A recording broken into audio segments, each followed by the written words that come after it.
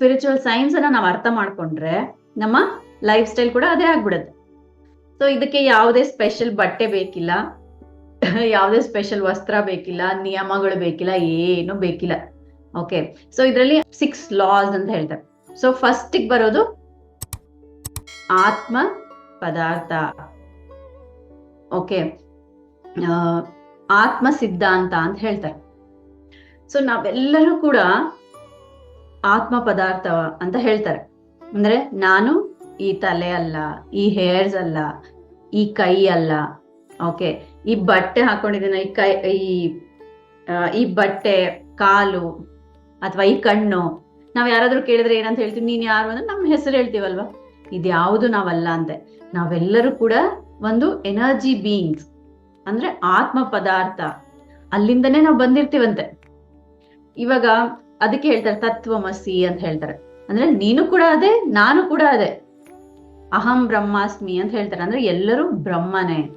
So ಯಾಕೆ ಇನ್ನೊಂದು ಉದಾಹರಣೆ ಏನ್ ಹೇಳ್ತಾರೆ ಅಂತಂದ್ರೆ, ಇವಾಗ ಒಂದು ಶಿಲ್ಪಿ ಇರುತ್ತೆ ಅನ್ಕೊಳ್ಳಿ, ಅಂದ್ರೆ ಒಂದು ಕೆತ್ತನೆ ಮಾಡಿರ್ತಾರೆ, ಒಂದು ಮೂರ್ತಿ ಇರುತ್ತೆ ಅನ್ಕೊಳ್ಳಿ. ಆ ಮೂರ್ತಿ ಹೆಂಗಾಗಿರುತ್ತೆ ಹೇಳಿ? ಒಂದು ಕಲ್ಲನ್ನ ಚೆನ್ನಾಗಿ ಕೆತ್ತಿ ಆ ಶೇಪ್ಗೆ ಬ್ಯೂಟಿಫುಲ್ ಆಗಿ ಬಂದಿರುತ್ತೆ. ಆ ಮೂರ್ತಿನ ಆದಿ ಯಾವುದು ಅಂದ್ರೆ ಯಾವ್ದ್ರಿಂದ ಬಂದಿದೆ? ಕಲ್ಲಿಂದ ಬಂದಿದೆ ಅಲ್ವಾ. ಓಕೆ, ಅದೇ ರೀತಿಯಾಗಿ ಕೂಡ ನಾವೆಲ್ಲರೂ ಒಂದೇ ಆತ್ಮ ಸ್ವರೂಪರು, ಒಂದೇ ಚೈತನ್ಯ. ಇವಾಗ ನಾವೆಲ್ಲ ಈಗ ನೀವು ಮೊಬೈಲ್ ನೋಡ್ತಾ ಇದ್ದೀರಾ ಅಥವಾ ಮೂವಿ ನೋಡ್ತಾ ಇದ್ದೀರಾ ಅನ್ಕೊಳ್ಳಿ, ಥಿಯೇಟರ್ಗೆ ಹೋಗಿ. ಓಕೆ, ಮೂವಿ ಆನ್ ಆದ ತಕ್ಷಣ ಅಲ್ಲೆಲ್ಲ ಹೀರೋ ಬರ್ತಾರೆ, ಹೀರೋಯಿನ್ ಬರ್ತಾರೆ ಅಲ್ವಾ. ಎಲ್ಲ ಚೆನ್ನಾಗಿ ಮೂವಿ ಇರುತ್ತೆ, ಫುಲ್ ಕಳೆದೋಗ್ಬಿಡ್ತೀವಿ, ನಮ್ಮ ಲೈಫ್ ಅನ್ನು ಮರ್ತಿ ಆ ಮೂವಿಯಲ್ಲಿ ನಾವು ಇನ್ವಾಲ್ವ್ ಆಗ್ಬಿಡ್ತೀವಲ್ವಾ. ಆ ಮೂವಿ ಯಾವಾಗ ಮುಗಿಯುತ್ತೋ ಅವಾಗ್ಲೇ ಆ ಸ್ಕ್ರೀನ್ ನಮ್ಗೆ ಕಾಣಿಸುತ್ತೆ. ಅಲ್ಲಿವರೆಗೂ ಆ ಸ್ಕ್ರೀನ್ ಇದೆ ಅಂತ ಕೂಡ ನಾವು ಮರ್ತೋಗ್ತೀವಲ್ವಾ. ಮೂವಿ ನಡಿಬೇಕಾದಾಗೂ ಸ್ಕ್ರೀನ್ ಇತ್ತು, ಮೂವಿ ಮುಗಿದ್ಮೇಲೂ ಆ ಸ್ಕ್ರೀನ್ ಇದೆ ಅಲ್ವಾ. ಅದೇ ರೀತಿಯಾಗಿ ನಾವ್ ಈ ಫಿಸಿಕಲ್ ಬಾಡಿಯಲ್ಲಿ ಬಂದ್ರು ಕೂಡ ಇದರ ಮೂಲ ಯಾವುದು ಅಂದ್ರೆ ಆತ್ಮ ಸ್ವರೂಪ. ಫಸ್ಟ್ ನಾವೆಲ್ಲ ಏನ್ ಅನ್ಕೋಬೇಕು? ನಾನು ಸೋಲ್, ದ ಕಾನ್ಶಿಯಸ್, ಚೈತನ್ಯ, ನನ್ನ ಪ್ಯೂರ್ ಎನರ್ಜಿ. ಸೊ ಇದೇ ಫಸ್ಟ್ ಸಿದ್ಧಾಂತ ಹೇಳುತ್ತೆ, ಅಂದ್ರೆ ಆತ್ಮ ಸಿದ್ಧಾಂತ. ನಾವೆಲ್ಲರೂ ಆತ್ಮ ಸ್ವರೂಪರು, ನಮಗೆ ಆದಿನೂ ಇಲ್ಲ ಅಂತ್ಯನೂ ಇಲ್ಲ, ದಿ ಎಂಡ್ ಅನ್ನೋದು ಇಲ್ಲ ಅಂತೆ. ಓಕೆ, ಅಂಡ್ ಈ ಸೆಕೆಂಡ್ ಬರೋದು, ಫಸ್ಟ್ದೇನು ಆತ್ಮ ಸಿದ್ಧಾಂತ, ಸೆಕೆಂಡ್ ಬರೋದು ಪುನರ್ಜನ್ಮ ಸಿದ್ಧಾಂತ. ಇವನ್ನೆಲ್ಲ ನಾವು ಈ ಸತ್ಯಗಳು, ಇವೆಲ್ಲ ಯೂನಿವರ್ಸಲ್ ಲಾಸ್, ಇದು ಚೇಂಜ್ ಆಗೋದೇ ಇಲ್ಲ. ನೀವೇನೇ ಎಷ್ಟೇ ಯಾವುದೇ ದೇಶಕ್ಕೆ ಹೋಗ್ಲಿ ಅಥವಾ ಎಲ್ಲೇ ಹೋದ್ರು ಕೂಡ, ಯಾವುದೇ ಪ್ರಪಂಚಕ್ಕೆ ಹೋದ್ರು ಕೂಡ ಈ ನಿಯಮಗಳು ಬದಲಾಗಲ್ವಂತ. ಸೊ ಈ ಆತ್ಮ ಏನ್ ಮಾಡುತ್ತಂತೆ? ಓಕೆ, ನಾನು ಎಕ್ಸ್ಪೀರಿಯನ್ಸ್ ಮಾಡ್ಬೇಕಪ್ಪ, ನಾನು ಅನುಭವಿಸ್ಬೇಕು, ಪ್ರತಿಯೊಂದನ್ನ ನಾನು ಎಕ್ಸ್ಪೀರಿಯನ್ಸ್ ಮಾಡ್ಬೇಕು, ಯಾಕಂದ್ರೆ ಅನುಭವವೇ ಜ್ಞಾನ ಅಲ್ವಾ. ಸೊ ಇವಾಗ ನಾನು ಬುಕ್ಕಲ್ಲಿ ಓದಿ ಏನೋ ಒಂದು ವಿಷಯ ತಿಳ್ಕೊಂತೀನಿ, ಅದಕ್ಕೂ ನಾನು ಎಕ್ಸ್ಪೀರಿಯನ್ಸ್ ಮಾಡಿ ತಿಳ್ಕೊಳ್ಳೋದಕ್ಕೂ ಬಹಳ ಡಿಫ್ರೆನ್ಸ್ ಇರುತ್ತಲ್ವಾ. ಆ ಬುಕ್ಕಲ್ಲಿ ಓದಿದ್ದು ನಾನು ಹೆಂಗೋ ಏನೋ ಮಾಡಿ ಮರ್ತು ಬಿಡ್ಬೋದು ಯಾವತ್ತು, ಆದ್ರೆ ನನಗೆ ಎಕ್ಸ್ಪೀರಿಯನ್ಸ್ ಆಗಿ ನಾನ್ ಕಲಿತ ಪಾಠವನ್ನ ನಾನು ಮರೆಯೋಕೆ ಸಾಧ್ಯನೇ ಇಲ್ಲ ಅಲ್ವಾ. ಅದೇ ರೀತಿಯಾಗಿ ಆತ್ಮ ಏನಂತೆ, ಓಕೆ ನಾನು ಎಕ್ಸ್ಪೀರಿಯನ್ಸ್ ಮಾಡಿ ಎಲ್ಲವನ್ನ ಕಲಿಬೇಕು ಅಂತ ಏನ್ ಮಾಡುತ್ತೆ? ಈ ಬಾಡಿಯನ್ನ, ಈ ಫಿಸಿಕಲ್ ಬಾಡಿಯನ್ನ ತಗೊಂಡು ಭೂಮಿ ಮೇಲೆ ಬರ್ತಾ ಹೋಗುತ್ತೆ. ಒಂದ್ಸಲ ಏನೋ ಶ್ರೀಮಂತವಾಗಿ ಫುಲ್ ಶ್ರೀಮಂತಪ್ಪ ಒಂದ್ ಜನ್ಮದಲ್ಲಿ, ಒಂದ್ ಬರ್ತಲ್ಲಿ. ಸೊ ಅದ್ರಲ್ಲಿ ಏನ್ ಕಲಿತಾನೆ? ಶ್ರೀಮಂತತನ ಇದ್ರೆ, ದುಡ್ಡಿದ್ರೆ ಹೆಂಗಿರುತ್ತೆ ಲೈಫು, ಎಕ್ಸ್ಪೀರಿಯನ್ಸ್ ಹೆಂಗಿರುತ್ತೆ. ಸೊ ವಾಪಸ್ ಬರ್ತಾನೆ ಮತ್ತೆ. ಅಂದ್ರೆ ಇವಾಗ ನಾವು ಡೈಲಿ ನಮ್ಮ ಬಟ್ಟೆನ ಚೇಂಜ್ ಮಾಡ್ತೀವಲ್ವಾ. ಸೊ ಈ ಬಟ್ಟೆನ ನಾನು ಒಗೆಕ್ ಹಾಕಿ ಮತ್ತೆ ನಾಳೆ ಬೇರೆ ಬಟ್ಟೆ ಹಾಕೊಂತೀನಲ್ವಾ. ಅದೇ ರೀತಿಯಾಗಿ ಆತ್ಮ ಒಂದು ಬಾಡಿಯನ್ನ ತಗೊಂಡು ಬರುತ್ತಂತೆ, ಶ್ರೀಮಂತನಾಗಿ ಎಕ್ಸ್ಪೀರಿಯನ್ಸ್ ಮಾಡುತ್ತಂತೆ. ಓ, ದುಡ್ಡಿದ್ರೆ ನಿಂಗೆಲ್ಲಾ ಇರುತ್ತೆ, ಇದನ್ನೆಲ್ಲ ಮಾಡ್ಬೋದು, ಯಾವ್ಯಾವ ತರ ಉಪಯೋಗಿಸ್ಕೋಬಹುದು, ಯಾವ್ಯಾವ ತರ ಇದು ಮಾಡ್ಬೋದು ಅಂತ. ಮತ್ತೆ ವಾಪಸ್ ಬರುತ್ತಂತೆ ಆ ಡ್ರೆಸ್ ಅನ್ನ ಬಿಚ್ಚಿ. ಬಂತ ಅನ್ಕೊಳತ್ತಂತೆ, ಓಕೆ ಇಷ್ಟು ದಿನ ನಾನು ಶ್ರೀಮಂತವಾಗಿದ್ನಲ್ಲ, ಫುಲ್ ದುಡ್ಡಿತ್ತಲ್ಲ, ನೆಕ್ಸ್ಟ್ ಫುಲ್ ಆಪೋಸಿಟ್ ತಗೊಳ್ಳೋಣ. ಇದನ್ನೇ ಲಾ ಆಫ್ ಪೊಲಾರಿಟಿ ಅಂತ ಹೇಳ್ತಾರೆ. ಓಕೆ, ಅಂದ್ರೆ ಶ್ರೀಮಂತವಿದ್ದು ಫುಲ್ ಅನುಭವಿಸಿ ಫುಲ್ ಕಡು ಬಡತನ ತಗೊಂಡ್ ಬರ್ತಾನಂತೆ, ಬಂದು ಅನುಭವಿಸ್ತಾನಂತೆ. ಓ, ದುಡ್ಡಿಲ್ಲ ಅಂದ್ರೆ ಹೆಂಗಿರುತ್ತೆ ಅಂತ. ಅದೇ ರೀತಿಯಾಗಿ ಎಷ್ಟೋ ಪಾಠಗಳನ್ನ ಮಾಡ್ತಾ ಮಾಡ್ತಾ ಮಾಡ್ತಾ ಅನುಭವ ಬರುತ್ತಂತೆ, ಪೇಶನ್ಸ್ ಬರುತ್ತೆ, ಪೇಶನ್ಸ್ ಕಲಿತಾನೆ, ಕ್ಷಮಿಸೋದ್ ಕಲಿತಾನೆ. ಹೀಗೆ ಎಷ್ಟೋ ಪಾಠಗಳನ್ನ ಕಲ್ತು ಕಲ್ತು ಕಲ್ತು ಇನ್ನ ಒಂದೊಂದೇ ಸ್ಟೇಜ್ ಮೇಲೆ ಹೋಗ್ತಾ ಇರ್ತಾನಂತೆ. ಫಾರ್ ಎಕ್ಸಾಂಪಲ್, ನಿಮ್ಮ ಫೇವ್ರೆಟ್ ಹೀರೋನೇ ತಗೊಳ್ಳಿ. ಆ ಹೀರೋ ಎಲ್ಲಾ ಮೂವೀಸ್ ಅಲ್ಲೂ ಒಂದೇ ತರ ಕ್ಯಾರೆಕ್ಟರ್ ಮಾಡ್ತಾನ. ನಿಮ್ಮ ಫೇವ್ರೆಟ್ ಹೀರೋನೇ ತಗೊಳ್ಳಿ, ಯಾರೋ ಇರ್ಬೋದು, ಕನ್ನಡನೋ ಹಿಂದಿನೋ ತೆಲುಗುನೋ. ಆ ಹೀರೋ ಎಲ್ಲಾ ಮೂವೀಸ್ ಅಲ್ಲೂ ಸೇಮ್ ಕ್ಯಾರೆಕ್ಟರ್ ಮಾಡ್ತಾನ, ಎಸ್ ಆರ್ ನೋ? ಅಥವಾ ಆತರ ಮಾಡಿದ್ರೆ ನೀವು ನೋಡ್ತೀರಾ? ಸೇಮ್ ಕ್ಯಾರೆಕ್ಟರ್ ಮಾಡಿದ್ರೆ ನೀವು ನೋಡ್ತೀರಾ ಮೂವಿನ? ಬೇಗ ನೋ ಅಲ್ವಾ? ಮಾಡೋರ್ಗೂ ಬೋರು, ನೋಡೋರ್ಗೂ ಬೋರು. ಸೊ ನಿಮ್ಮ ಫೇವ್ರೇಟ್ ಹೀರೋ ಪ್ರತಿ ಮೂವಿಯಲ್ಲೂ ಸೇಮ್ ಕ್ಯಾರೆಕ್ಟರ್ ಮಾಡ್ತಾರ? ಇಲ್ಲ ಅಲ್ಲ, ಡಿಫ್ರೆಂಟ್ ಮಾಡ್ತಾರೆ. ನೀವ್ ಇಷ್ಟ ಪಡ್ತೀರಾ? ಸೇಮ್ ಮೂವಿ ಮಾಡಿದ್ರೆ ನೋಡಕ್ಕೆ ಸೇಮ್ ಕ್ಯಾರೆಕ್ಟರ್ ತರ, ಏನಪ್ಪಾ ಒಂದೇ ತರ ಮಾಡ್ತಾನೆ ಅಂತ ಬಿಡ್ತೀವಲ್ವಾ? ನೋಡಲ್ಲ ಅಲ್ವಾ? ಅದೇ ರೀತಿಯಾಗಿ ಒಂದು ಆತ್ಮ ವಿಧ ವಿಧವಾದ ಕ್ಯಾರೆಕ್ಟರ್ಸ್ ನ ತಗೊಂಡು ಈ ಭೂಮಿಗೆ ಬರ್ತಾ ಹೋಗ್ತಾನಂತೆ. ಈ ಸೋಲ್ ಲೆವೆಲ್ ಅಲ್ಲೂ ಕೂಡ ಎಷ್ಟೋ ಸೋಲ್ ಇದ್ರಲ್ಲೂ ಕೂಡ ಎಷ್ಟೋ ಲೆವೆಲ್ಸ್ ಇರ್ತಾವಂತೆ. ಬಾಲಾತ್ಮ, ಶಿಶು ಆತ್ಮ, ಓಕೆ, ವೃದ್ಧಾತ್ಮ, ಹೀಗೆ ಎಲ್ಲವನ್ನ ಎಕ್ಸ್ಪೀರಿಯನ್ಸ್ ಮಾಡ್ತಾ ಮಾಡ್ತಾ ಕಲಿತಾ ಹೋಗ್ತಾನಂತೆ. ಇದಕ್ಕೆ ಪುನರ್ಜನ್ಮ ಸಿದ್ಧಾಂತ ಅಂತ ಹೇಳ್ತೀವಿ. ಸೊ ತುಂಬಾ ಜನ ಹೇಳ್ತಾ ಇರ್ತಾರೆ, ಯಾವ ಪುನರ್ಜನ್ಮ ಇಲ್ಲ, ಏನು ಇಲ್ಲ ಅಂತ. ಸೊ ನೀವು ಸ್ಪಿರಿಚುವಲಿ ಮುಂದೆ ಹೋಗ್ಬೇಕು, ಎಲ್ಲಾ ಸಬ್ಜೆಕ್ಟ್ಸ್ ನ ಅರ್ಥ ಮಾಡ್ಕೋಬೇಕು ಅಂದ್ರೆ ಇದನ್ನ ಆಕ್ಸೆಪ್ಟ್ ಮಾಡ್ಲೇಬೇಕು. ಸೊ ಈಗ ಬರ್ತಾ ಬರ್ತಾ ಆತ್ಮ ದೇಹ ತಗೊಂಡು ಬಂದು ಹೋಗೋದು ಮಾಡ್ತಾ ಇರುತ್ತಲ್ಲ, ಬೇರೆ ಬೇರೆ ಡ್ರೆಸ್ ಹಾಕೊಂಡು, ಬೇರೆ ಬೇರೆ ವೇಷ ಹಾಕೊಂಡು, ಬೇರೆ ಬೇರೆ ರೋಲ್ಸ್, ಡಾಕ್ಟರ್ ಆಗಿ, ಇಂಜಿನಿಯರ್ ಆಗಿ, ಕಾರ್ಪೆಂಟರ್ ಆಗಿ, ಸ್ವೀಪರ್ ಆಗಿ, ಹೀಗೆ ಎಲ್ಲವನ್ನ ಮಾಡ್ತಾ ಹೋಗ್ತಾ ಇರ್ಬೇಕಾದ್ರೆ ಎಷ್ಟೋ ಸಾರಿ ಬೇಡವಾದ ಕೆಲಸಗಳನ್ನ ಮಾಡುತ್ತಂತೆ, ಇನ್ನು ಪುಣ್ಯ ಕೆಲಸಗಳನ್ನ ಮಾಡುತ್ತಂತೆ. ಸೊ ನೆಕ್ಸ್ಟ್ ಬರೋ ಸಿದ್ಧಾಂತನೇ ಏನು? ಕರ್ಮ ಸಿದ್ಧಾಂತ, ಥರ್ಡ್ ಲಾ. ಏನಿದು ಕರ್ಮ ಸಿದ್ಧಾಂತ ಅಂದ್ರೆ? ಕರ್ಮ ಅಂದ್ರೆ ಕೆಲಸ. ನೀವೇನೇ ಕಾರ್ಯ ಮಾಡಿದ್ರು, ಏನೇ ಕೆಲಸ ಮಾಡಿದ್ರು ಅದಕ್ಕೆ ರಿಟರ್ನ್ ಇರುತ್ತೆ ಅಲ್ವಾ? ನೀವೇನೇ ಮಾಡ್ಲಿ, ವಿಶ್ವದಲ್ಲಿ ನಿಯಮ ಅದೇ, ನೀನ್ ಏನೇ ಮಾಡಿದ್ರು ಅದಕ್ಕೆ ಈಕ್ವಲ್ ಅಂಡ್ ಆಪೋಸಿಟ್ ರಿಯಾಕ್ಷನ್ ಇದ್ದೇ ಇರುತ್ತೆ. ಸೊ ಈ ಕರ್ಮ ಅಂತಂದ್ರೆ ಬರೀ ಕೆಲಸ. ನಾವೇನ್ ಅನ್ಕೊಂತೀವಿ, ಏನ್ ಕರ್ಮನಪ್ಪ ಅಂತ ಬೈಕೊಂತೀವಲ್ವಾ? ಆಕ್ಚುಲಿ ಕರ್ಮ ಅನ್ನೋದು ನೀವು ಮಾಡೋ ಕೆಲಸ. ಈ ಕರ್ಮದಲ್ಲೂ ಕೂಡ ಎಷ್ಟು ತರ ಇರುತ್ತೆ? 2 ತರ ಇರುತ್ತೆ, ಪಾಪಕರ್ಮ, ಪುಣ್ಯಕರ್ಮ. ಓಕೆ, ಈ ಪಾಪಕರ್ಮ ಅಂದ್ರೆ ಹೆಂಗಂತಂದ್ರೆ ಅದ್ರಲ್ಲೂ 2 ಟೈಪ್ಸ್ ಅಂತೆ. ಒಂದು ನೀನ್ ತಿಳಿದು ಮಾಡೋದು, ಇನ್ನೊಂದು ತಿಳಿದೆ ಮಾಡೋದು. ಸೊ ಎಷ್ಟೋ ಸಾರಿ ನಾವು ಗೊತ್ತಿಲ್ಲಾರ್ದಂಗೆ ಎಷ್ಟೋ ಜನಕ್ಕೆ ನೋವು ಕೊಟ್ಟಿರ್ತೀವಿ, ಓಕೆ, ಅಥವಾ ಎಷ್ಟೋ ಜೀವಿಗಳನ್ನ ಕೊಂದಿರ್ತೀವಿ. ಇವಾಗ ಹೋಗ್ತಾ ಇರ್ತೀವಿ ಅನ್ಕೊಳ್ಳಿ, ದಾರಿಯಲ್ಲಿ ಏನೋ ನಮಗ್ ಗೊತ್ತಿಲ್ಲಾರ್ದಂಗೆ ಎಷ್ಟೋ ಇರುವಿಗಳಿರುತ್ತೆ, ಅವನ್ನೆಲ್ಲ ನಾವು ತುಳಿದ್ಬಿಟ್ಟಿರ್ತೀವಲ್ವಾ, ನಮಗ್ ಗೊತ್ತಿರಲ್ಲ. ಸೊ ಅದಕ್ಕೆ ಏನಂತ ಹೇಳ್ತಾರೆ?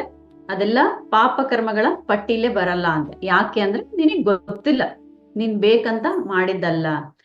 ಅಂಡ್ ಇನ್ನೂ ಏನ್ ಹೇಳ್ತಾರೆ, ನಾವು ಪ್ರತಿ ಮನುಷ್ಯ ವೃದ್ಧಾಪ್ಯವನ್ನ ಅನುಭವಿಸ್ತಾನಲ್ವಾ, ಅಂದ್ರೆ ಓಲ್ಡ್ ಏಜ್, ಮುಪ್ಪಾಗಿ ನಡಿಯಕ್ ಆಗ್ಲಾರ್ದೆ, ಅದೊಂಥರ ಚಾಲೆಂಜ್ ಅಲ್ವಾ? ಯಾಕೆ ಅಂತಂದ್ರೆ ಈ ಮೊನ್ನೆ ನಾನು ಬಾಬಾ ಅವರ ಸೀರಿಯಲ್ ಹಂಗೆ ಬರ್ತಾ ಇತ್ತು, ಅದ್ರಲ್ಲಿ ಹೇಳ್ತಾರೆ ಸಾಯಿಬಾಬಾ ಏನಂತ ಹೇಳ್ತಾರೆ, ನಾವು ಎಷ್ಟೋ ಸಾರಿ ಗೊತ್ತಿಲ್ಲಾರ್ದಂಗೆ ಚಿಕ್ಕ ಚಿಕ್ಕ ಜೀವಿ ಹಾನಿ ಮಾಡಿರ್ತೀವಲ್ವಾ, ಆ ಕರ್ಮಗಳನ್ನೆಲ್ಲ ಕಳಿಯಕ್ಕೆ, ಕ್ಲಿಯರ್ ಮಾಡ್ಕೊಳಕ್ಕೆ ನಾವು ವೃದ್ಧಾಪ್ಯವನ್ನ ಅನುಭವಿಸ್ತೀವಂತೆ. ಅಂಡ್ ಬಾಬಾ ಹೇಳ್ತಾರೆ, ಸೊ ನಾನು ಮನೆಗೆ ಹೋಗಿ ಭಿಕ್ಷೆ ಬೇಡೋದು ಯಾಕೆ ಅಂತಂದ್ರೆ, ನೀನು ತಿಳಿದೇ ಮಾಡಿರೋ ಆ ಪಾಪಗಳನ್ನೆಲ್ಲ ನೀನು ದಾನ ಮಾಡ್ಬೇಕಾದ್ರೆ, ನನಗೆ ಆಹಾರವನ್ನ ಭಿಕ್ಷೆ ಹಾಕ್ಬೇಕಾದ್ರೆ ಅದೆಲ್ಲವನ್ನ ನಾನು ನಿನ್ನಿಂದ ಸ್ವೀಕರಿಸ್ತೀನಿ, ಅದು ನಿನಗೆ ಅಲ್ಲಿಂದ ಕ್ಲಿಯರ್ ಆಗುತ್ತೆ ಅಂತ ಹೇಳ್ತಾರೆ. ಸೊ ಅದಕ್ಕೆ ನೋಡಿ, ನಾವು ಹಿಂದಿನ ಕಾಲದಾಗ ಅದಕ್ಕೆ ನೋಡ್ತಾ ಇದ್ದಾಗ ಅವ್ರು ಏನೇ ಮಾಡಿದ್ರು ಕೂಡ ಫಸ್ಟ್ ಚಪಾತಿ ಅಥವಾ ಒಂದು ಅನ್ನ ಏನೇ ಇದ್ರು ಕೂಡ ಅದನ್ನ ತಗೊಂಡೋಗಿ ಹೊರಗೆ ಹಾಕ್ತಿದ್ರಂತೆ. ಅಲ್ಲಿ ಬರೋ ಪ್ರಾಣಿಗರ ಆಗಿರ್ಬೋದು, ಯಾರೇ ಇರ್ಬೋದು, ಅದನ್ನ ತಿಂತಾ ಇದ್ರು. ಯಾಕೆ ಅಂದ್ರೆ ಹೀಗೆ ನಾವು ಮಾಡೋ ದಾನ ಧರ್ಮಗಳಿಂದ ನಾವು ತಿಳಿದೇ ಮಾಡದಿರೋ ಎಷ್ಟೋ ಕರ್ಮಗಳೆಲ್ಲ ಅಲ್ಲಿಗೆ ಕೊನೆ ಆಗುತ್ತೆ, ಅದು ಮತ್ತೆ ಮುಂದಿನ ಜನ್ಮಕ್ಕೆ ಕ್ಯಾರಿ ಫಾರ್ವರ್ಡ್ ಆಗಲ್ಲ ಅಂತ ಹೇಳ್ತಾರೆ. ಸೊ ತಿಳಿದೇ ಮಾಡಿರೋ ಕರ್ಮಕ್ಕೆ ನಿಮಗೇನು ಪನಿಷ್ಮೆಂಟ್ ಇರಲ್ಲ. ಇನ್ನು ತಿಳಿದು ಮಾಡ್ತಾ ಇರ್ತೀವಲ್ವಾ, ಆ ಕರ್ಮ ಫಲಕ್ಕೆ ನಾವು ಅನುಭವಿಸ್ಲೇಬೇಕು. ಸೊ ನೀನೇನ್ ಕೊಡ್ತೀಯೋ ಅದು ನಿನಗೆ ವಾಪಸ್ ಬರುತ್ತೆ. ಅದೇ ರೀತಿಯಾಗಿ ಪುಣ್ಯ ಕರ್ಮಗಳು ಮಾಡ್ತಾ ಇರ್ತೀವಿ, ಅಂದ್ರೆ ಒಳ್ಳೆ ಒಳ್ಳೆ ಕೆಲಸ. ಇಲ್ಲಿ ನಾವು ಗೊತ್ತಿಲ್ಲದೆ ಮಾಡೋದೇನಿಲ್ಲ, ಗೊತ್ತಿದ್ದೆ ಮಾಡ್ತಾ ಇರ್ತೀವಂತೆ. ಸೊ ಇದು ಕೂಡ ಅಷ್ಟೇ, ನೀನು ಏನ್ ಕೊಡ್ತೀಯೋ ಅದು 10 ಟೈಮ್ಸ್ ನಿನಗೆ ವಾಪಸ್ ಬರುತ್ತೆ. ನೀನು ಒಬ್ಬರ ಹತ್ರ ಒಳ್ಳೇದ್ ಮಾತಾಡಿದ್ರೆ 10 ಜನ ನಿನ್ನ ಹತ್ರ ಒಳ್ಳೇದ್ ಮಾತಾಡುತ್ತೆ. ನೀನು ಒಬ್ಬರ ಹತ್ರ ಜಗಳ ತಕ್ಕೊಂಡ್ರೆ ಅಥವಾ ನೀನು ಒಬ್ಬರ ಹತ್ರ ಕೆಟ್ಟದಾಗ ಮಾತಾಡಿದ್ರೆ ಇಮ್ಮಿಡಿಯೇಟ್ ಆಗಿ ನಿನಗೆ ಕೆಟ್ಟದಾಗಿ ಮಾತಾಡೋಕೆ 10 ಜನ ರೆಡಿ ಆಗಿರ್ತಾರಂತ. ಇದೇ ಯೂನಿವರ್ಸಲ್ ಲಾ. ಸೊ ನಾವೇನ್ ಅನ್ಕೊಂತೀವಿ, ಅರೆ ನನ್ಗೆ ಯಾರು ಚೆನ್ನಾಗಿ ಮಾತಾಡ್ಸಲ್ಲ, ನನಗೆ ಯಾರು ಚೆನ್ನಾಗಿರಲ್ಲ, ಎಲ್ಲರೂ ನನಗೆ ಮೋಸ ಮಾಡೋರೆ ಬರ್ತಾರೆ. ಯಾಕೆ ಅಂತಂದ್ರೆ ನಾವು ಹಿಂದಿನ ಜನ್ಮದಲ್ಲಿ ಏನೋ ಮಾಡಿರ್ತೀವಿ, ಅದರ ಅರಿವು ನಮಗೆ ಇರೋದಿಲ್ಲ. ಓಕೆ, ಸೊ ಅದಕ್ಕೆ ಈ ಕರ್ಮದ ಬ್ಯಾಲೆನ್ಸ್ ಮೇಲೆ ಮಾಸ್ಟರ್ಸ್ ಲೆಕ್ಕ ಬರಿತಾ ಇರ್ತಾರಂತೆ. ಈ ಚಿತ್ರಗುಪ್ತ ನಾವು ನೋಡ್ತಾ ಇರ್ತೀವಿ ಮೂವೀಸ್ ಅಲ್ಲಿ, ಯಮನ ಹತ್ರ ಕುತ್ಕೊಂಡು ಆ ಚಿತ್ರಗುಪ್ತ ಬರಿತಾ ಇರ್ತಾನಂತೆ. ಸೊ ಇಲ್ಲಿ ನಮ್ಮ ಕರ್ಮದ ಬುಕ್ಸ್ಗೆ ಯಾರು ಚಿತ್ರಗುಪ್ತ? ನಾವೇ. ಸೊ ನಾವೇ ನೋಡ್ಕೊಂಡು ಬರ್ತೀವಂತೆ, ಓಕೆ ನಾನು ಈ ಪಾಪ ಕರ್ಮಗಳನ್ನ ಮಾಡಿದೀನಲ್ಲ, ಇದನ್ನ ನಾನು ಕ್ಲಿಯರ್ ಮಾಡ್ಕೊಂತೀನಿ. ಅಂಡ್ ಯಾವ ತರ ಈ ಕರ್ಮಗಳನ್ನ, ಪಾಪ ಕರ್ಮಗಳನ್ನ ನಾವು ಕ್ಲಿಯರ್ ಮಾಡ್ಕೊಂತೀವಿ ಅಂತಂದ್ರೆ, ಮೇನ್ ಫಸ್ಟ್ ಬರೋದು ನಮ್ಮ ಆರೋಗ್ಯ, ನಮ್ಮ ಹೆಲ್ತ್ ಇಂದ. ಎಷ್ಟೋ ರೋಗಗಳನ್ನ, ನೋವುಗಳನ್ನ ನಾವು ತಗೊಂಡ್ಬರ್ತೀವಂತೆ. ಏನಂತ ಹೇಳ್ತಾರೆ, ಸಣ್ಣ ಸಣ್ಣ ಪಾಪಗಳ ಸಣ್ಣ ಸಣ್ಣ ರೋಗಗಳು, ದೊಡ್ಡ ದೊಡ್ಡ ಪಾಪ ಕರ್ಮಗಳು ದೊಡ್ಡ ದೊಡ್ಡ ರೋಗಗಳು ಅಂತ ಹೇಳ್ತಾರೆ. ಓಕೆ, ಅಂಡ್ ಹೇಗೆ ನಾವು ಈ ಪಾಪ ಕರ್ಮಗಳಿಂದ ಹೊರಗಡೆ ಬರ್ಬೋದು ಅಂತಂದ್ರೆ, ಧ್ಯಾನದ ಮುಖಾಂತರ. ಧ್ಯಾನದಿಂದ ಏನಾಗುತ್ತೆ, ನಮಗೆ ಸೆಲ್ಫ್ ಅವೇರ್ನೆಸ್ ಬೆಳೀತಾ ಹೋಗುತ್ತೆ. ಓ ನಾನು ಮಾಡಿದ್ದು ತಪ್ಪು, ಓ ನಾನು ಈ ತರ ಮಾಡಬಾರ್ದಾಗಿತ್ತು. ಸೊ ಏನಂತ ಧ್ಯಾನ ಮಾಡ್ತೀವಿ, ಒಪ್ಕೊಂಡ್ಬಿಡ್ತೀವಿ ಫಸ್ಟ್, ಏನೇ ಆದ್ರೂ ನನ್ನಿಂದ. ಬಟ್ ಮುಂಚೆ ಹೆಂಗಿರ್ತಿದ್ವಿ ಹೇಳಿ, ಏನೇ ತೊಂದರೆಗಳಾದ್ವು, ಯಾರೇ ತೊಂದರೆ ಕೊಟ್ರು ಕೂಡ ನಾವು ಬೇರೆಯವ್ರನ್ನ ಬೈತಾ ಇದ್ವಿ. ಸೊ ಅವರಿಂದ ಹಿಂಗಾಯ್ತು, ಇವರಿಂದ ಹಂಗಾಯ್ತು. ಸೊ ಯಾರು ಸಿಕ್ಕಿಲ್ಲ ಅಂದ್ರೆ ಲಾಸ್ಟಿಗೆ ಯಾರನ್ನ ಬೈತಾ ಇದ್ವಿ? ದೇವ್ರನ್ನ. ಸೊ ದೇವ್ರೆ ನನಗೆ ಯಾಕೆ ಈ ತರ ಜನ್ಮ ಕೊಟ್ಟೆ? ಸೊ ನಮ್ಮ ಕಷ್ಟಕ್ಕೆ, ನಮ್ಮ ನಷ್ಟಕ್ಕೆ, ನಮ್ಮ ದುಃಖಕ್ಕೆ ಯಾರ್ ಕಾರಣ? ಯಾರು ಅಲ್ಲ, ನಾವೇ. ಸೊ ಫಸ್ಟ್ ಇದನ್ನ ನಾವು ಆಕ್ಸೆಪ್ಟ್ ಮಾಡಿದಾಗ ಈ ಕರ್ಮ ಸಿದ್ಧಾಂತದಿಂದ ಈಸಿಯಾಗಿ ನಾವು ಹೊರಗಡೆ ಬರ್ಬೋದು. ಸೊ ಫಸ್ಟ್ಗೆ ಏನಂತ ಅನ್ಕೋಬೇಕು, ಓಕೆ ನನ್ನಿಂದನೇ ಆಗಿದೆ, ನಾನು ಒಪ್ಕೊಂತೀನಿ, ನನ್ನ ಪ್ರೀವಿಯಸ್ ಬರ್ತ್ ಕರ್ಮದಿಂದನೇ ಕೆಟ್ಟ ಕೆಲಸ ಮಾಡಿದ್ದೀನಿ, ಅದಕ್ಕೆ ನನಗೆ ಈ ತರ ಆಗಿದೆ. ಸೊ ಸೆಕೆಂಡ್ ಒನ್, ಅವ್ರನ್ನ ಫರ್ಗ್ಯೂನೆಸ್ ಕೇಳೋದು, ಧ್ಯಾನ ಕುತ್ಕೊಂಡೆ ಇವೆಲ್ಲ ಮಾಡೋದು, ಇದು ಸೂಪರ್ ಆಗಿ ವರ್ಕ್ ಆಗುತ್ತೆ. ಓಕೆ, ಅಂದ್ರೆ ಮನಸ್ಫೂರ್ತಿಯಾಗಿ ಇದನ್ನ ಮಾಡ್ಬೇಕು, ಸುಮ್ನೆ ಬಾಯಿಂದ ಮಾಡಿದ್ರೆ ಆಗೋದಿಲ್ಲ. ಸೊ ಫಸ್ಟ್ ಧ್ಯಾನದಲ್ಲಿ ಕುತ್ಕೊಂಡು ಒಪ್ಕೋಬೇಕು, ನನ್ನಿಂದನೇ ಇದಾಗಿದೆ, ನಾನೇ ಕಾರಣ. Second, I am so sorry, ನಾನು ಯಾರಿಗೆ ತೊಂದರೆ ಕೊಟ್ಟಿದ್ರು, ನನಗೆ ಈಗ ನೋವು ಗೊತ್ತಾಗ್ತಾ ಇದೆ, ಚೂರಂತ ಇದೆ. So I am so sorry, ಇನ್ನೊಂದ್ಸಲ ನಾನು ಮಾಡಲ್ಲ ಈ ತರ. ಸೊ ಥರ್ಡ್ ಒಂದ್ ಏನಂತ ಹೇಳ್ಬೇಕು, ನೆಕ್ಸ್ಟ್ ನಾನ್ ಚೇಂಜ್ ಆಗ್ತೀನಿ, ನನ್ನ ಯಾವ ಗುಣದಿಂದ ಇದಾಗ್ತಿದೆ ಅಲ್ವಾ ಅದೆಲ್ಲ ನಾನು ಚೇಂಜ್ ಮಾಡ್ಕೊಂತೀನಿ. ಫೋರ್ತ್ ಒನ್, ಆ ಯೂನಿವರ್ಸ್ಗೆ ನಾವು ಕೇಳ್ಬೇಕು, ನಂಗೊಂದ್ ಅವಕಾಶ ಕೊಡು ನಾನು ತಿದ್ಕೊಳಕ್ಕೆ. ಇವಾಗ ನಮ್ಮ ಮಕ್ಳೇ ಏನಾದ್ರು ತಪ್ಪು ಮಾಡಿದ್ರೆ ನಾವು ಅವ್ರಿಗೆ ಚಾನ್ಸ್ ಕೊಡ್ತೀವ ಅಥವಾ ಇಲ್ಲ ಪನಿಷ್ಮೆಂಟ್ ತಗೊಳ್ಳೇಬೇಕು ಅಂತೀವ? ನಿಮ್ಮ ಸಣ್ಣ ಮಗ ಇರ್ತಾನೆ, ಏನೋ ತಪ್ಪು ಮಾಡ್ತಾನೆ, ಬೈತೀವಿ, ಫಸ್ಟ್ ಎಲ್ಲ ಬೈತೀವಿ. ಅವನೇನ್ ಹೇಳ್ತಾನೆ, ಸಾರಿ ಅಮ್ಮ ಇನ್ನೊಂದ್ಸಲ ಮಾಡಲ್ಲ, ನನಗೆ ಒಂದೇ ಒಂದ್ ಚಾನ್ಸ್ ಕೊಡು ಅಂತ ಹೇಳ್ತಾನೆ. ಸೊ ನೀವು ಚಾನ್ಸ್ ಕೊಡ್ತೀರಾ ಇಲ್ವಾ? Yes or no? ಅಥವಾ ನಿಮ್ಮ ಕ್ಲೋಸ್ ಫ್ರೆಂಡ್ ಅನ್ಕೊಳ್ಳಿ, ನಿಮ್ಗೆ ಇನ್ನೂ ಮದ್ವೆ ಆಗಿಲ್ಲ ಅನ್ಕೊಳ್ಳಿ, ನಿಮ್ಮ ಕ್ಲೋಸ್ ಫ್ರೆಂಡೇ ಫುಲ್ ಏನೋ ತಪ್ಪು ಮಾಡಿರ್ತಾರೆ, ಅವರಿಗೆ ರಿಯಲೈಸೇಷನ್ ಆಗಿರುತ್ತೆ, ಅವ್ರು ಕೇಳ್ತಾರೆ ಪ್ಲೀಸ್ ನಂಗೊಂದು ಚಾನ್ಸ್ ಕೊಡು, ಐ ಆಮ್ ಸೋ ಸಾರಿ ಅಂತ. ಅವಾಗ ಚಾನ್ಸ್ ಕೊಡ್ತಿರಲ್ವಾ? ಅಲ್ವಾ? ಇಲ್ಲ ಅನ್ನಕ್ಕಾಗಲ್ಲ, ಯಾಕಂದ್ರೆ ನಮಗೆ ಗೊತ್ತಾಗುತ್ತೆ ಅವರು ಹೋಲ್ ಹಾರ್ಟೆಡ್ಲಿ ಅದನ್ನ ರಿಯಲೈಸ್ ಆಗಿದ್ದಾರೆ ಅಂತ. ಅದೇ ರೀತಿಯಾಗಿ ಆ ವಿಶ್ವಕ್ಕೆ ನಾವೆಲ್ಲರೂ ಪ್ರೀತಿಯ ಮಕ್ಕಳು. ನೀವ್ ಅನ್ಕೊಂತ ಇರ್ತೀರ, ಅಯ್ಯೋ ದೇವ್ರಿಗೆ ನನಗೆ ಇಷ್ಟ ಇಲ್ಲ, ಯೂನಿವರ್ಸ್ ನನಗೆ ಇಷ್ಟ ಇಲ್ಲ ಅಂತ. ನೀವೇನೇ ಅಂದ್ರೂ ಕೂಡ ನೀವ್ ಯಾವ ತರ ನಿಮ್ಮ ಸ್ವಂತ ಮಕ್ಕಳನ್ನ ಪ್ರೀತಿ ಮಾಡ್ತಿರೋ ಅದೇ ರೀತಿಯಾಗಿ ಯೂನಿವರ್ಸ್ ಕೂಡ ನಿಮ್ಮ ಮೇಲೆ ಅಷ್ಟೇ ಕರುಣೆಯಿಂದ ಇರುತ್ತೆ. ನೀವ್ ಯಾವಾಗ ಹೋಲ್ ಹಾರ್ಟೆಡ್ಲಿ ಕೇಳ್ತಿರಲ್ವಾ, ಸರಿ ಏನೋ ಸುಧಾರಿಸ್ತಾಳಂತೆ, ಇವಳಿಗೊಂದು ಅವಕಾಶ ಕೊಡೋಣ ಅಂತ, ನಿಮಗೆ ಅವಕಾಶಗಳು ಬರ್ತಾ ಹೋಗುತ್ತೆ. ಯಾವ ತರ ಅಂದ್ರೆ, ನೀವು ಯಾವ ಚಾಲೆಂಜಸ್ ಅಲ್ಲಿ ನೀವು ಫೇಸ್ ಮಾಡಿ ಸಫರ್ ಆಗ್ತಾ ಇದೀರಲ್ವಾ, ಅದೇ ತರ ಸಿಮಿಲರ್ ಚಾಲೆಂಜಸ್ ಇರೋರು ನಿಮ್ಗೆ ಹೆಲ್ಪ್ ಕೇಳ್ಕೊಂಡ್ ಬರ್ತಾರಂತ. ಆಗ ನೀವು ಹೆಲ್ಪ್ ಮಾಡಿದಾಗ ನಿಮ್ಮ ಕರ್ಮಗಳು ಅಲ್ಲೇ ಕೊನೆ ಆಗುತ್ತೆ. ಒಂದು 5% ಅದ್ರ ಪ್ರಭಾವ ಇದ್ದೇ ಇರುತ್ತೆ. ಬಟ್ ಇದರ ಜೊತೆ ಇದೆಲ್ಲ ಆಗ್ಬೇಕು ಅಂದ್ರೆ ಧ್ಯಾನ ಸಾಧನೆ ತುಂಬಾ ಮುಖ್ಯ. ಸೊ ಅದಕ್ಕೆ what you give is what you get, ಇದನ್ನ ನಾವು ಪದೇ ಪದೇ ಅನ್ಕೊಂತಾ ಇರ್ಬೇಕಂತ. ಟೈಪ್ ಮಾಡಿ, ನೀನೇನ್ ಕೊಡ್ತೀಯೋ ನಿನಗೆ ಅದೇ ಬರುತ್ತೆ. What you give is what you get.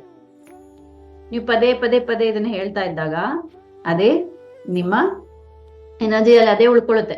ಏನ್ ಹೇಳಿ, what you give is what you get. ಇದೇ ಕರ್ಮ ಸಿದ್ಧಾಂತ. Very easy law. ಅರ್ಥ ಮಾಡ್ಕೊಂಡ್ರೆ, ಇಂಪ್ಲಿಮೆಂಟ್ ಮಾಡ್ಕೊಂಡ್ರೆ ನಮ್ಮ ಲೈಫ್ ಈಸಿ ಆಗೋಗುತ್ತೆ. ಏನ್ ಹೇಳಿ, ಟೈಪ್ ಮಾಡಿ, what you give is what you get. ನೀನೇನು ಕೊಡ್ತೀಯೋ ಅದೇ ನಿನಗೆ ವಾಪಸ್ ಬರುತ್ತೆ. ಏನ್ ಹೇಳಿ, ಕರ್ಮ ಸಿದ್ಧಾಂತ ಅಂದ್ರೆ ಟೈಪ್ ಮಾಡಿ ಚಾಟ್ ಅಲ್ಲಿ ಯಾರಾದ್ರೂ. ಥರ್ಡ್ ಲಾ, ಮೂರನೇ ಸಿದ್ಧಾಂತ. ಸೊ ಫಸ್ಟ್ ಸಿದ್ಧಾಂತ ಏನು, ಆತ್ಮ ಸಿದ್ಧಾಂತ. ಸೆಕೆಂಡ್ ಒನ್ ಪುನರ್ಜನ್ಮ ಸಿದ್ಧಾಂತ. ಮೂರನೇದು ಮೂರನೇದು ಕರ್ಮ ಸಿದ್ಧಾಂತ. Super. What you give is what you get. ನೀನೇನ್ ಕೊಡ್ತೀಯೋ ನಿನಗೆ ಅದೇ ಬರುತ್ತೆ. ಇವಾಗ ನೀವು ಮನೇಲಿ ನಿಮ್ ಫ್ರೆಂಡ್ ಬರ್ತಾರೆ ಅನ್ಕೊಳ್ಳಿ, ಬಾಗಿಲು ತೆಗಿತೀರ, ಫುಲ್ಲು ಸಿಟ್ಟಾಗಿ ಬೈತಾನೆ ಇರ್ತಾರೆ. ನೀವು ಅವ್ರನ್ನ ಪ್ರೀತಿಯಿಂದ ವೆಲ್ಕಮ್ ಮಾಡಕ್ ಆಗತ್ತಾ? ಪ್ರೀತಿಯಿಂದ ವೆಲ್ಕಮ್ ಮಾಡ್ತೀರಾ? ಅವ್ರು ಫುಲ್ ಸಿಟ್ಟಾಗಿ ಬಾಯಿ ಸಿಕ್ಕಂಗೆ ನಿಮ್ಗೆ ಬೈತಾ ಇದಾರೆ ಡೋರಲ್ಲಿ ನಿಂತ್ಕೊಂಡು. Yes sir no?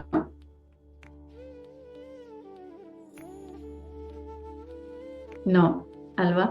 ಸೊ ನೀವೇನ್ ಮಾಡ್ತೀರಾ? ನೀವು ಬೈಯಕ್ ಸ್ಟಾರ್ಟ್ ಮಾಡ್ತೀರಲ್ಲ ಅಲ್ವಾ? ನೀವು ಬೈಯಕ್ ಸ್ಟಾರ್ಟ್ ಮಾಡ್ತೀರಾ ಅಥವಾ ಸಿಟ್ ಮಾಡಿ ಅವ್ರನ್ನ ವೆಲ್ಕಮ್ ಮಾಡೋದಿಲ್ಲ. ಅದೇ ರೀತಿಯಾಗಿ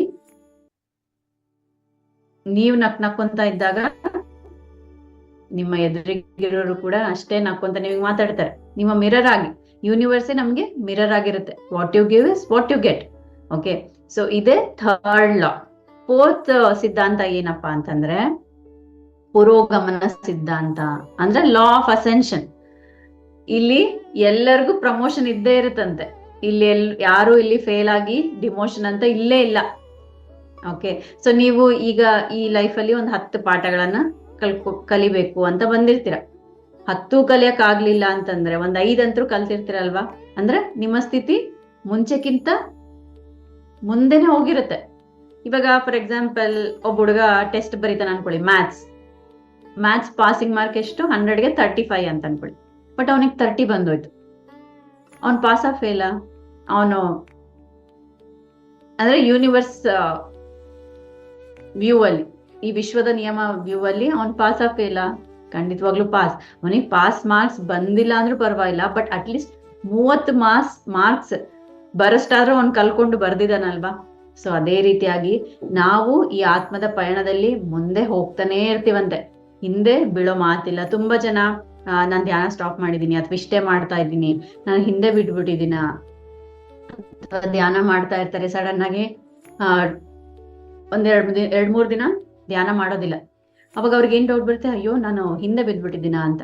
ಸೊ ಇಲ್ಲಿ ಲಾ ಆಫ್ ಡಿಮೋಷನ್ ಇರೋದಿಲ್ಲ, ಬರೇ ನಮಗೆ ಅಸೆನ್ಷನ್ ಆಗ್ತಾ ಇರುತ್ತೆ. ಇದೇ ಪುರೋಗಮನ, ಅಂದ್ರೆ ನಾವು ಮುಂದೆ ಹೋಗ್ತಾನೆ ಇರ್ತೀವಂತೆ.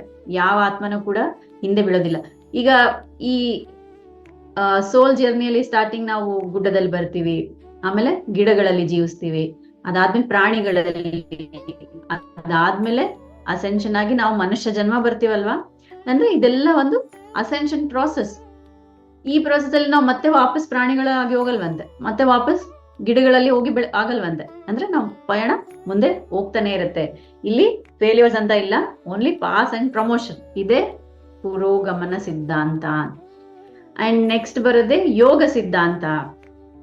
ಅಂದ್ರೆ ಯೋಗ ಅಂದ್ರೆ ಕಲಿಯಿಕೆ ಅಲ್ವಾ? ಸೊ ನನ್ನ ಈ ಸೋಲ್ ಜರ್ನಿಯನ್ನ ನಾನ್ ಫಾಸ್ಟ್ ಆಗಿ ಮಾಡ್ಕೋಬೇಕಪ್ಪ. ಅವಾಗ ಏನ್ ಮಾಡ್ಬೇಕು? ಯೋಗ ಅಂದ್ರೆ ನನ್ನ ಮನಸ್ಸನ್ನ ಉಸಿರಾಟಕ್ಕೆ ನಾನು ಒಂದು ಮಾಡಿದಾಗ ಕಲಿಸಿದಾಗ ಅದಾಗೋದೆ ಧ್ಯಾನ, ಆನಾಪಾನಸತಿ ಧ್ಯಾನ ಅಲ್ವಾ. ಇವಾಗ ಫಾರ್ ಎಕ್ಸಾಂಪಲ್ ನೀವು ನಿಮಗೆ ಅಡಿಗೆ ಬರಲ್ಲ, ಅಸ್ಸಲ್ ಬರಲ್ಲ ಅಡಿಗೆ ಮಾಡಕ್ಕೆ, ಉಪ್ಪಿಟ್ಟು ಮಾಡ್ಬೇಕು ಅಂತ ಹೇಳ್ತೀರಿ. ಸೊ ಯಾರ ಹೆಲ್ಪ್ ಇಲ್ಲ. ಸೊ ನೀವಾಗೆ ನೀವು ಕಲ್ತ್ ಮಾಡ್ಬೇಕಂದ್ರೆ ಟ್ರಯಲ್ ಅಂಡ್ ಎರರ್, ಎಷ್ಟೋ ದಿನಗಳು ಬೇಕಾಗ್ಬೋದಲ್ವಾ. ಒಂದ್ಸಲಿ ನಾವು ಉಪ್ಪು ಹಾಕ್ಬೇಕು, ಎಷ್ಟು ಹಾಕ್ಬೇಕು ಗೊತ್ತಾಗಲ್ಲ, ರವಾ ಎಷ್ಟು ಹಾಕ್ಬೇಕು, ನೀರ್ ಎಷ್ಟು ಹಾಕ್ಬೇಕು ಗೊತ್ತಾನೆ ಆಗಲ್ವಲ್ಲ. ಅದೇ ನಿಮ್ಮ ಮೊಬೈಲ್ ಅಲ್ಲಿ ಇಂಟರ್ನೆಟ್ ಇತ್ತು ಅನ್ಕೊಳ್ಳಿ, ಯೂಟ್ಯೂಬ್ ಅಲ್ಲಿ ನೋಡ್ತೀರ ಉಪ್ಪಿಟ್ಟು ಹೆಂಗ್ ಮಾಡ್ಬೇಕು ಅಂತ, ಇಮ್ಮಿಡಿಯೇಟ್ ಒನ್ ಅಟೆಂಪ್ಟ್ ಅಲ್ಲೇ ನೀವು ಮಾಡ್ತೀರಲ್ವಾ, ಅಂದ್ರೆ ಎಷ್ಟೋ ಟೈಮ್ ಸೇವ್ ಆಯ್ತಲ್ವಾ. ಸೊ ಎಷ್ಟೋ ಟ್ರಯಲ್ ಅಂಡ್ ಎರರ್ ನೀವು ಮಾಡಿ ನೋಡೋದ್ ಬದಲು ಒಂದು ಗೈಡ್ ಇದ್ದಾಗ, ಅಥವಾ ನಿಮ್ಮ ಅಮ್ಮಂಗೆ ಫೋನ್ ಮಾಡ್ತೀರ ಅನ್ಕೊಳ್ಳಿ ಉಪ್ಪಿಟ್ಟು ಹೆಂಗ್ ಮಾಡ್ಬೇಕು ಅಂತ, ಟಕ ಹೇಳಿದಾಗ ಮಾಡ್ಬಿಡ್ತೀರಲ್ವಾ. ಅಂದ್ರೆ ಅಲ್ಲಿ ಕೆಟಲಿಸ್ಟ್, ಇಲ್ಲಿ ಮೊಬೈಲ್ ಇಂಟರ್ನೆಟ್ ಏನು ಕೆಟಲಿಸ್ಟ್ ತರ. ಅದೇ ರೀತಿಯಾಗಿ ಧ್ಯಾನ ನಮ್ಮ ಈ ಆಧ್ಯಾತ್ಮಿಕ ಪಯಣದಲ್ಲಿ ಒಂದು ಕೆಟಲಿಸ್ಟ್ ತರ. ಅಂದ್ರೆ ಫಾರ್ ಎಕ್ಸಾಂಪಲ್ ಎ ಕೆಮಿಕಲ್ ಇರುತ್ತೆ, ಬಿ ಕೆಮಿಕಲ್ ಇರುತ್ತೆ. ನಮಗೆ ಆನ್ಸರ್ ಏನ್ ಬೇಕು? ಸಿ ಕೆಮಿಕಲ್ ಬೇಕು, ಓಕೆನಾ. ಸೊ ಈ ಎರಡು ಕೆಮಿಕಲ್ ಅನ್ನ ಮಿಕ್ಸ್ ಮಾಡಿ 1-2 years ಹಂಗೆ ಇಟ್ರೆ ಆ third C component, C chemical form ಆಗ್ತಾ ಇರುತ್ತೆ. ಬಟ್ ನನಗೆ ಸ್ಪೀಡ್ ಆಗ್ಬೇಕು ಈ ಪ್ರಾಸೆಸ್. ಸೊ ನಾನು ಅದಕ್ಕೆ ಬೇರೆ ಏನೋ ಒಂದು ಡಿ ಕೆಮಿಕಲ್ ಮಿಕ್ಸ್ ಮಾಡ್ತೀನಿ ಅನ್ಕೊಳ್ಳಿ. ಎ ಬಿ ಮತ್ತೆ ಡಿ ಕೆಮಿಕಲ್ ಮಿಕ್ಸ್ ಮಾಡಿದ್ರೆ ಅರ್ಧ ಗಂಟೆಲಿ ಅದು ನಮಗೆ ಬೇಕಾದ ಕೆಮಿಕಲ್ ಫಾರ್ಮ್ ಆಗ್ಬಿಡುತ್ತಲ್ವಾ. ಅದೇ ರೀತಿಯಾಗಿ ನಿಮ್ಮ ಸ್ಪಿರಿಚುವಲ್ ಜರ್ನಿಯನ್ನ ನೀವು ಫಾಸ್ಟ್ ಆಗಿ ಮಾಡ್ಕೋಬೇಕಂದ್ರೆ ಈ ಯೋಗ ಸಿದ್ಧಾಂತ ಅಂದ್ರೆ ಧ್ಯಾನವನ್ನ ನಾವು ಮಾಡ್ಬೇಕು. ನಿರಂತರ ಧ್ಯಾನ ಸಾಧನೆಯಿಂದ ಅತಿ ಬೇಗನೆ ನಮ್ಮ ಗುರಿ ಮುಟ್ಟಬಹುದು ಅಂತ ಹೇಳ್ತಾರೆ. ಸೊ ಇದು 5th ಸಿದ್ಧಾಂತ. ಲಾಸ್ಟ್ ಬರೋದೆ ಅನೇಕ ಸಿದ್ಧಾಂತ ಅಂತ ಹೇಳ್ತಾರೆ. ಅಂದ್ರೆ ಲಾ ಆಫ್ ಇನ್ಫಿನಿಟಿ, ಅಂದ್ರೆ ಎಲ್ಲಿ ಭೂಲೋಕ ಇದೆ ಅಲ್ವಾ, ಇದೇ ರೀತಿಯಾದ ಭೂಲೋಕಗಳು 1,000 ಲಕ್ಷ ಇರ್ತಾವಂತೆ. ಇನ್ನು ಹೈಯರ್ ಡೈಮೆನ್ಷನ್ಸ್ ಇದ್ದೇ ಇರ್ತಾವಂತೆ. ನಮಗೆ ಗೊತ್ತಿರೋರು ಸ್ವಲ್ಪ ಜನ ಮಾಸ್ಟರ್ಸ್ ಅಲ್ವಾ, ರಾಮ, ಕೃಷ್ಣ, ಬುದ್ಧ, ಜೀಸಸ್. ನಮಗೆ ಗೊತ್ತಿಲ್ಲಾರ್ದವರು ಎಷ್ಟೋ ಕೋಟಿ ಜನ ಮಾಸ್ಟರ್ಸ್ ಇರ್ತಾರಂತೆ. ಒಂದ್ಸಲ ಏನಾಯ್ತಂತೆ, ಈ ದೇವತೆ ನಮಗೆಲ್ಲ ಗೊತ್ತಲ್ವಾ, ದೇವತೆಗಳಿಗೆಲ್ಲ ಆದಿದೇವ ಯಾರು? ಮಹಾದೇವ, ಶಿವ ಅಲ್ವಾ. ಸೊ ಈ ದೇವತೆಗಳೆಲ್ಲ ಸೇರ್ಕೊಂಡು ಶಿವನನ್ನ ನೋಡ್ಬೇಕು, ಮೀಟ್ ಮಾಡ್ಬೇಕು, ಅವನ ಆಶೀರ್ವಾದ ಪಡಿಬೇಕು. ಯಾಕಂದ್ರೆ ಇವ್ರಿಗೆಲ್ಲರಿಗೂ ಹೆಡ್ ಅವ್ರ ಹತ್ರ ಹೋಗ್ಬೇಕು ಅಂತ ಇಂಟೆನ್ಷನ್ ಇಟ್ಕೊಂಡು ಎಲ್ಲರೂ ಹೋಗ್ತಾರಂತೆ. ಎಲ್ಲರೂ ಹೋಗಿ ನೋಡಿದಾಗ ಶಿವ ಅಲ್ಲಿ ಧ್ಯಾನ ಮಾಡ್ತಾ ಇರ್ತಾರಂತೆ. ಇವ್ರಿಗೆಲ್ಲ ಡೌಟ್ ಬರುತ್ತಂತೆ, ಅರೆ ನಮ್ಗೆ ಎಲ್ಲರಿಗೂ ಹೆಡ್ ಶಿವ, ಸೊ ಶಿವನ ಹತ್ರ ನಾವು ಬರ್ಬೇಕಂದ್ರೆ ನಾವು ಧ್ಯಾನ ಮಾಡ್ಬೇಕಲ್ವಾ, ಮತ್ತೆ ಶಿವ ಯಾಕೆ ಧ್ಯಾನ ಮಾಡ್ತಾ ಇದಾರೆ ಅಂತಂದು ವೇಟ್ ಮಾಡ್ತಾರಂತೆ, ಕೇಳೋಣ ಈ ಕ್ವೆಶನ್ ಅಂತ. ಶಿವ ಕಣ್ ತೆಗೆದು ನೋಡಿ ಹೇಳ್ತಾನಂತೆ, ಕೇಳ್ತಾರಂತೆ, ಯಾಕೆ ಶಿವ, ನೀವೇ ಅಲ್ಟಿಮೇಟ್ ಅಲ್ವಾ, ನೀವೇ ಇದಲ್ವಾ, ಸೊ ನೀವು ಯಾಕೆ ಧ್ಯಾನ ಮಾಡ್ತಾ ಇದ್ದೀರಾ ಅಂದ್ರೆ, ನೀವ್ ಯಾವ ತರ ನನ್ನ ಹೆಡ್ ಅನ್ಕೊಂತ ಇದೀರಲ್ವಾ, ನನ್ನ ಹೆಡ್ ಇನ್ನೂ ಇದಾರೆ.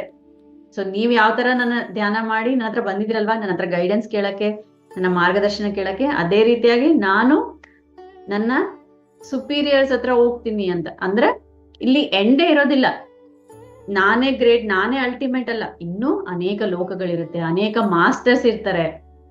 ದಿ ಎಂಡ್ ಅಂತ ಇಲ್ಲೇ ಇಲ್ಲ.